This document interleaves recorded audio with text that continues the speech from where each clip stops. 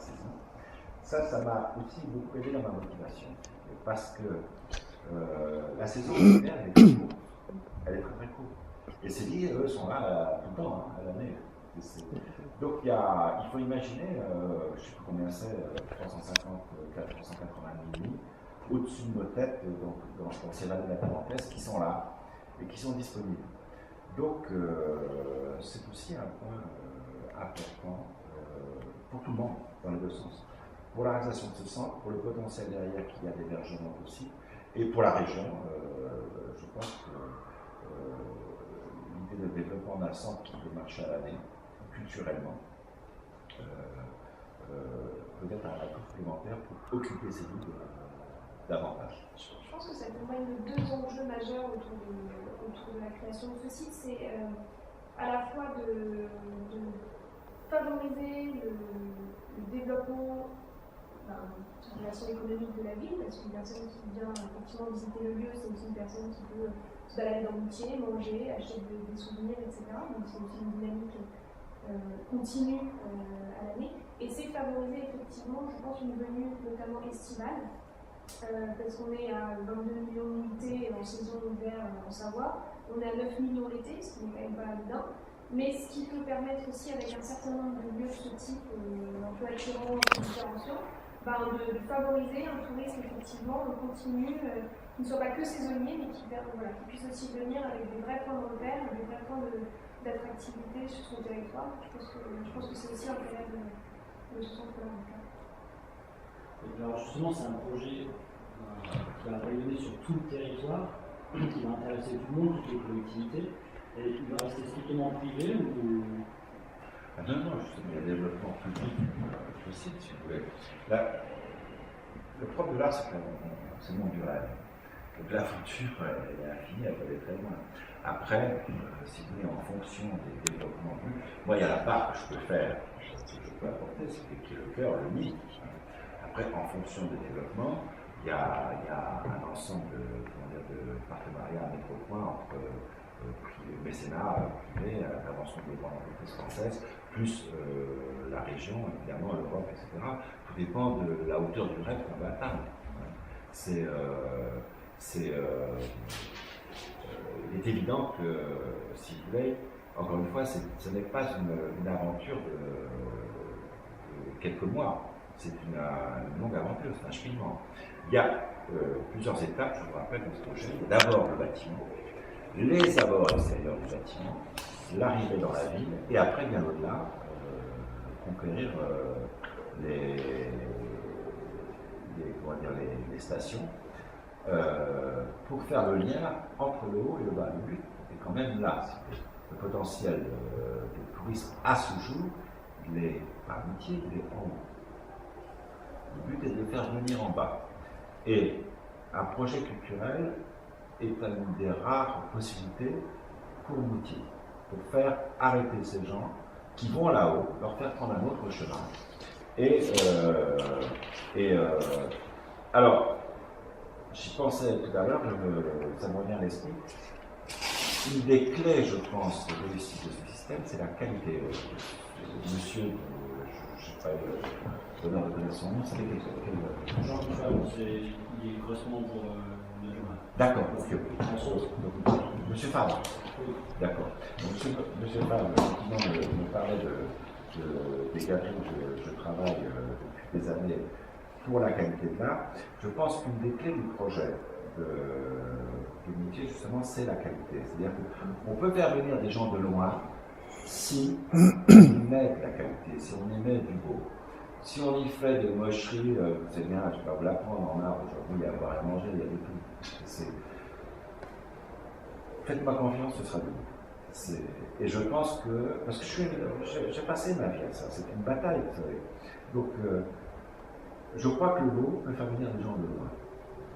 Donc, je pense que si on met... Martigny, excusez-moi, Martigny en est la preuve. Voilà, exactement. Moi, je me déplace à Martigny. Voilà. Mais à Martigny, on vient de Londres, de Bruxelles et d'ailleurs. Et autrefois, quand Janeda a démarré son projet, c'est comme ça, les aventures artistiques. Vous savez, il faut toujours un rêveur quelque part, et puis après, les gens comprennent, et il peut y avoir une cohésion forte. Hein. Pour aller nous tirer un outil touristique, c'est quand même un beau rêve, un beau challenge. Or, c'est possible. C'est possible.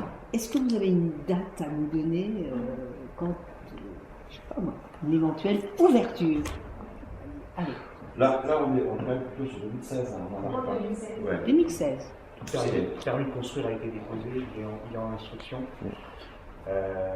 Voilà, maintenant on attend les résultats et après il faut trouver encore des partenaires, il faut faire des dossiers pour les entreprises et les travaux. Ça ne va pas se faire en 6 mois. Bien sûr. Si on est certain d'une chose, c'est bien de faire ça. 2016. Plutôt 2016.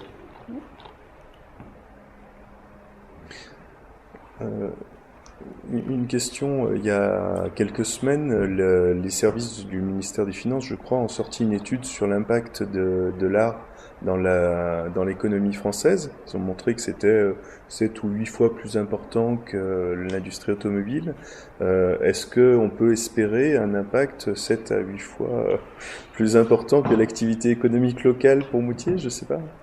Alors, non, ce qui est certain, c'est que ça va créer une vraie dynamique. Il n'y a pas d'échelle où on va vous dire nous, parce qu'on est trop tôt d'une part et d'autre part parce qu'il y a encore beaucoup d'études à mener, qui ça dépend beaucoup de l'évolution de projet, etc. Mais ce qui est certain, c'est que ça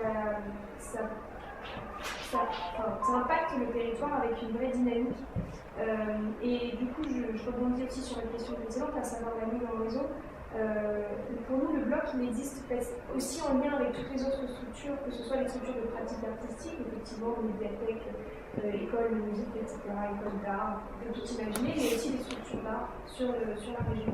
Et c'est une des forces aussi de ce type de projet, c'est que c'est un lieu, et c'est aussi un lieu dans un réseau. Et la dynamique que ça implique, elle est sur son propre territoire, comme c'est le premier, elle est aussi sur le réseau plus large. Et ce qui est certain, c'est qu'effectivement, ça a un impact majeur sur le territoire. Oui, ce qui compte, c'est la dynamique que ça va créer, plus que concrètement, qu'est-ce que ça crée économiquement. On ne sait pas, c'est pas. En plus, c'était l'ensemble de la culture. Hein. Oui, c'était.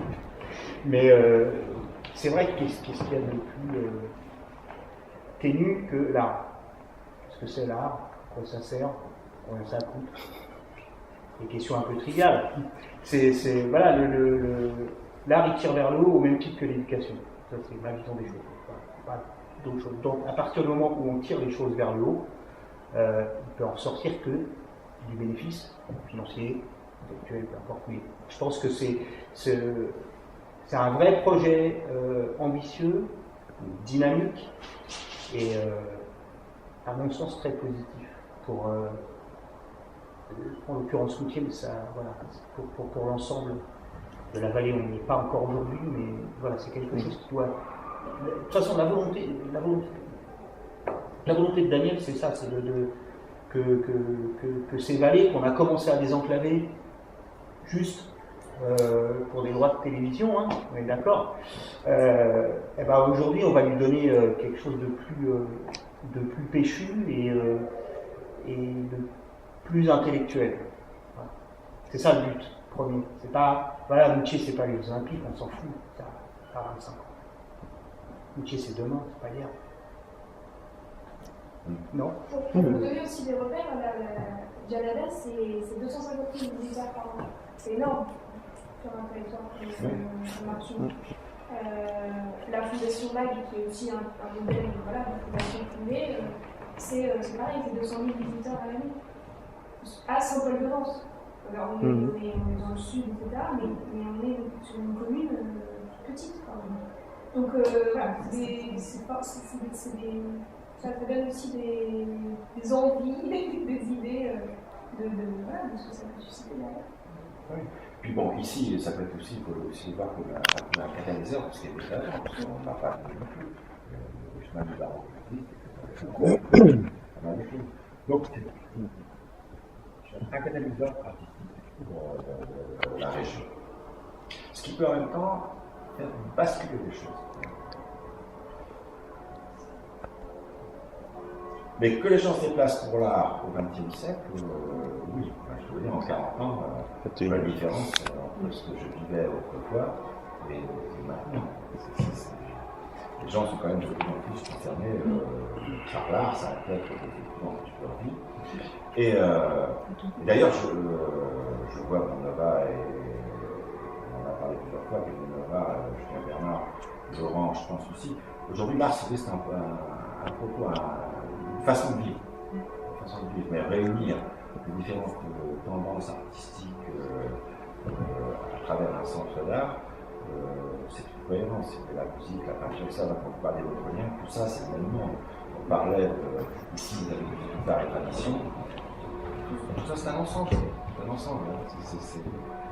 Simplement, je pense que une dynamique peut être créée par des expositions, le nom que les gens connaissent, l'art contemporain, etc. L'art proche des gens, l'art naïf de Wavitch. Tous ces acteurs peuvent faire que le mot catalyseur est assez important en la matière.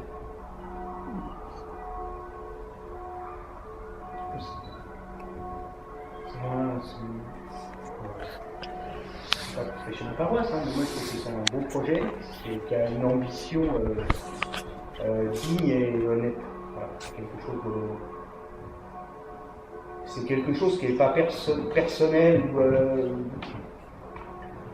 ou complètement dingue. C'est essayer de faire partager une passion. Et on sait que cette passion, elle est intelligente et elle est enrichissante, voilà, pour la communauté. C'est pas